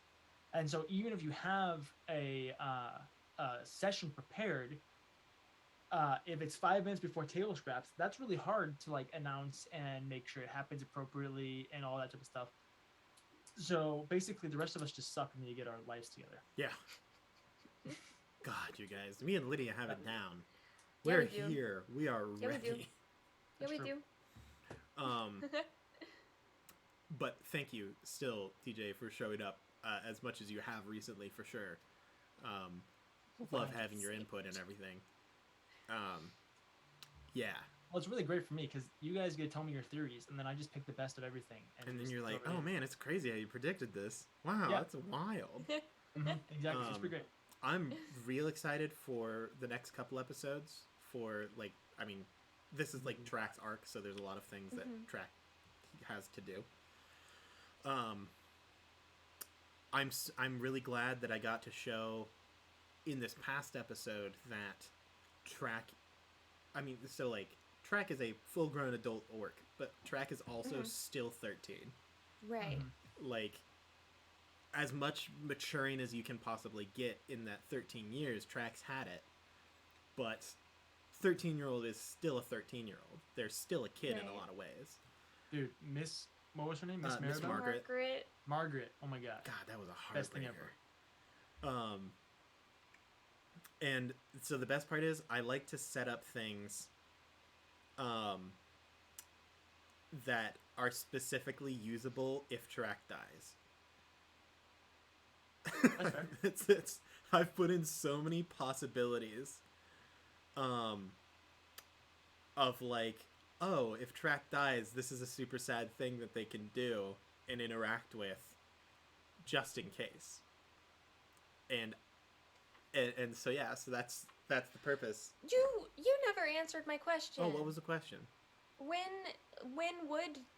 was Tarek waiting for? Oh, he wasn't really waiting for any, like, he was waiting until the events happened, I guess. So, like, he didn't want to just give you your names at the start because you didn't have any reference as to what they actually were. Uh-huh. So the only thing that he was waiting for is for, like, Edward to see a dragon flower, for Cather to see the burden right, but and like, stuff like that. Like, as far as, like, when he'd want to give them, like, when he thought they'd be ready for the names. Oh, well, when a lot of their problems are dealt with. Like, so never. Exactly. That's kind of the thing is, like, Track jumped from being super willing to give out a name to being almost too afraid to do it without being forced. Because, like, he feels like he rushed too much with Havel, and now the backlash of that is there ever the right time to do it? And so yeah. I so hope Track dies. I really hope not. It's gonna be crushing. It will. It's if gonna it hurt happens. so bad for everyone involved, and I'm just gonna be sit there cackling. Yeah, that will be a. It'll be a heartbreak. Here's what I'm gonna do. If it were ever going to happen with Aaron's luck, here's what would happen. Is it'd be like 5 episodes before the end of the campaign. You know how there's always like that twist right at the end of the movie that really like gets the good guys going. I'm not even there for the last. Aaron is not on the stream for the last. Yeah, no, that's exactly what I do. Tarek dies. 5 Aaron, episodes. you're wearing a shirt that says "Never Say Die." It says the Goonies never say die. Is Tarek a member of the Goonies? I thought not. But yeah, no, I totally just kill Tarek and then just not let you play for the rest of the campaign. You let me play, but I specifically play the BBEG. Yeah, I'm the person who tries to kill the rest of the party. No, you can't do that because then we'll lose. Exactly. You can all join Tarek. That's funny. But yeah, and so I say this as someone who I don't actually want Tarek to die because, like, I mean, the future of Tarek is like super cool looking in my mind, but at the same time, from a story perspective, Tarek dying is so good. It's so good. It is. It's like, get past this arc. Tarek's, like, evolution is pretty much done after this arc. What better time? I'm gonna make Gratz kill him too. Dude, I will not allow that. No. No way, Jose. So brutal. I will kill DJ before that happens. Yeah, and I think they would be really oh my gosh, good story element. Picture it like this. Picture it like this. I don't want to. Stop it. How beautiful would it be? Gratz, like, Renaya, for like the first time ever, refuses Gratz for something on whatever. And it's because of like something that Tarek said. You know. So he goes in, he kills Tarek, which breaks Renaya's heart. She completely ditches Gratz because of it. Like, all of it. She loses all of her warlock stuff. She loses all of it. Hey, she goes back to DJ, Malice. She jumps like 7 levels ahead. Here's the deal, DJ, you already took my Knightful away. Do not take Gratz away from me. She jumps like 7 levels forward in Cleric, because we just transitioned her levels from Warlock over to Cleric. And she becomes this beaming beacon of light. Of, you aren't what you're meant to be, blah, blah, Bruh, blah. I don't want to be a light. I want to be a demon princess. So then you go and you kill Gratz yourself and take the throne. Yeah, a Pillar of Durn falls on Tarek on the way out of the wastes. I do imagine Tarek dies in, like... First of all, Tarek dies because of one of Tarek's actions. It isn't because he actually gets stabbed or anything. It's because he's going to be at, like, 2 health, and then someone's going to get crit, and then I'll take that. Tarek's going to take the damage, and then it's still the creature's turn, and then they're just gonna stab him like once, and then he's gonna die, and that's gonna be the whole thing. And or dude, you know how hard it is as a DM when you're looking at a creature that has like 3 attacks and you knock someone unconscious on the first attack. Incredibly easy. Like, it's such a terrible position to put yourself in. I love it. No, it's horrible. Because you either look at it and you go, okay, this person is either very intentional and is trying to kill this character, so then you have to kill them. Or you go, this is a dumb monster. Or you hope that it's a dumb monster. That would be like, okay, it's dead. I can move on to the next thing that's poking me. It's terrible. I never have had that moral quandary. Because, so another thing happens. If it's dumb, it just goes to the next threat. If it's smart, it still goes to the next threat. But the smart one, when it runs away, or like attempts to leave because it realizes that it's losing, just stabs it on the way out. Just like, but. Exactly, and they're like, you may have defeated me, but I shall not leave without taking something of yours, and stab them in the neck and run away. Because then, if they only have one death save, right? It's always Renaya who gets knocked unconscious, you know? If they only have one death save, that means that they're left with a choice. Do you chase after the villain, or do you try to help the person with one death save? I'm freaking touch-starved over here. I don't know what you're talking about, DJ. Well, if you would freaking put Renaya in combat, not around combat, life would be good. Clearly, Lydia, I'm in the same spot as everybody else. There was even one point where you're like, Edward or Renaya, I never hit on Edward. So then you go and you attack Edward, who gets hit. Edward gets targeted all It's kind of hilarious how often Edward gets targeted, in all honesty. It's like, yes, the potential threats on the table. You have a tiger, a panther, a barracuda, this harmless bunny rabbit, and a dragon. I know. Who should I attack first? What is the biggest danger to me? I know. This bunny rabbit. Womp. It's so good because he's the least threat out of the party. Well, I can't wait to have a BBEG that knows you guys well and strategizes specifically against you guys. That's gonna be great. That's gonna be fun. You don't need to do that. Half of the party doesn't know what they're doing, aka me and Grant. That was one of the best parts about Prosius, was the fact that Prosius knew you guys somewhat well, and so he knew hey, if I take Catherine Melora, that's their big hitters. If we remove Melora from the situation, suddenly 90% of their damage is gone. If we get rid of Cather, another 9% of their damage is gone. The other 7% of it is gone. It's kind of like that. Have you seen the picture where it's the Lord of the Rings, Fellowship of the Ring at 100% strength? I made you yawn. It's 100% and then strength, yeah. The Fellowship of the Rings at 99% strength, and it's just Sam. Yeah, 100%. Very fair. It wasn't a yawn; it was a burp. I've been eating Wendy's this whole time. No, not you, Aaron. I made DJ yawn. Oh, I was not paying attention. I was too busy talking about Lord of the Rings. Yeah.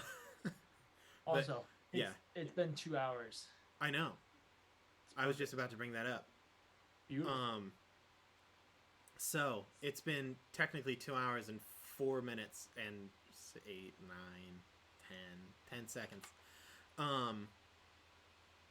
Which is, we normally go for around 2 hours. Longer if we're feeling up to it and we've got more things to talk about, but we've been stalling for at least an hour and a half. So I have to go through our contractually obligated plugs. First off, we have socials. TikTok, Instagram, and Twitter. Lydia runs 2 of those. Grant runs the Twitter. And it's all neat, and you should be there. Lydia has a store where you can buy her merch, and she will be updating it soon. So check that out, and they're really cool, and you should buy her stuff. Most importantly to me, we have a Discord. You should be in there, and you can talk to us and ask us questions about Dungeons & Dragons, which I can answer sometimes, unless I forget or I run out of time. And we also have our own website where you can buy our merch as well. And if you want to support us in other ways, we have a Ko-Fi, we have a Patreon, or the easiest thing that you can do is just tell your friends about us, because we like people. And the more people that you tell about us and might show up to watch, then you can talk to people when we're just talking about a bunch of garbage. And then you can still be entertained even when we're not entertaining you. Other than that, we also have a YouTube where you can watch everything that we've released up until this point. YouTube shorts, things like that. And once again, if you are new and you don't want to watch through 60 episodes, we recommend starting at episode 50, because it covers a lot of backstory, a lot of NPCs, basically all of the important plot points that brings you up to speed as to what's happening in the campaign. We hope to see you and everything like that, because it's super fun having you around, and we like to play Dungeons & Dragons, and we like to have people watch us play Dungeons & Dragons. The last couple episodes have been poppin', so be there, be square. Then I think the only thing that I have left is to say good luck and godspeed. We'll see everyone next time, Dungeoneers. Oh my gosh, it's time. Goodbye, everybody. Bye.